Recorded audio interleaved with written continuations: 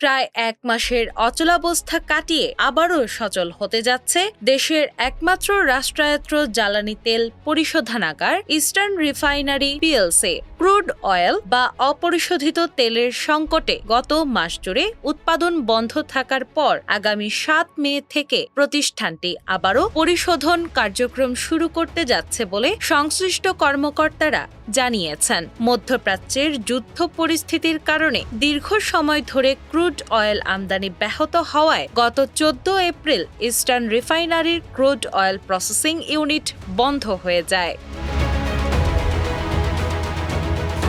ধীরে ধীরে এর প্রভাব পড়ে পুরো রিফাইনারির উৎপাদন ব্যবস্থায়, ফলে জ্বালানি তেল পরিশোধনের কাজ পুরোপুরি থেমে যায়। দেশের জ্বালানি খাতে এটি বড় ধরনের চাপ তৈরি করলেও পরিস্থিতি এখন ধীরে ধীরে স্বাভাবিক হচ্ছে। ইস্টার্ন রিফাইনারির উপমহাব্যবস্থাপক planning and shipping Mohammad Mustafizur Rahman জানিয়েছেন, সৌদি আরব থেকে আমদানি করা 1 লাখ টন ক্রুড অয়েলবাহী একটি জাহাজ 5 মে চট্টগ্রাম বন্দরে পৌঁছাবে। জাহাজ থেকে তেল খালাসের আনুষ্ঠানিকতা শেষ হলে 7 মে থেকে আবারও পরিশোধন কার্যক্রম চালু করা হবে। তিনি বলেন, আপাতত বড় ধরনের নতুন কোনো সংকটের আশঙ্কা নেই।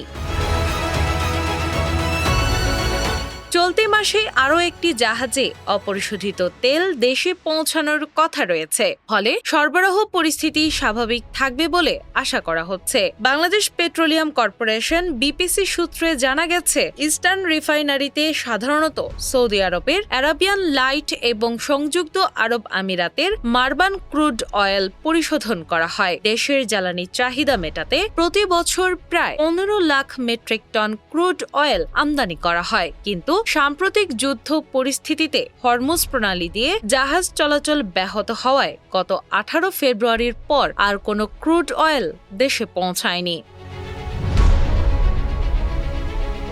এর ফলে 1968 সালে বাণিজ্যিক উৎপাদন শুরু হওয়ার পর এই প্রথমবারের মতো উৎপাদন পুরোপুরি বন্ধ করতে বাধ্য হয় ইস্টার্ন রিফাইনারি।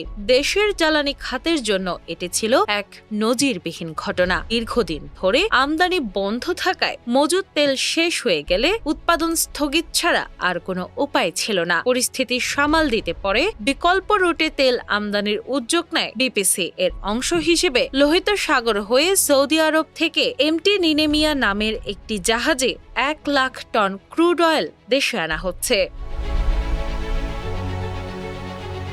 জাহাজটি 5 মে চট্টগ্রাম বন্দরের বহির নোঙর করেছে এবং 6 মে থেকে তেল খালাস শুরু হবে। এদিকে বাংলাদেশ শিপিং কর্পোরেশন জানিয়েছে, চলতি মাসের শেষ দিকে সংযুক্ত আরব আমিরাত থেকেও আরও 1 লাখ টন ক্রুড অয়েল দেশে পৌঁছানোর কথা রয়েছে। ফলে 1 মাসের সংকট কাটিয়ে ইস্টার্ন রিফাইনারি আবারও পূর্ণ সক্ষমতায় উৎপাদনে ফেরার পথে। দেশের জ্বালানি সরবরাহ ব্যবস্থায় এটি স্বস্তির বার্তা হিসেবে দেখা হচ্ছে।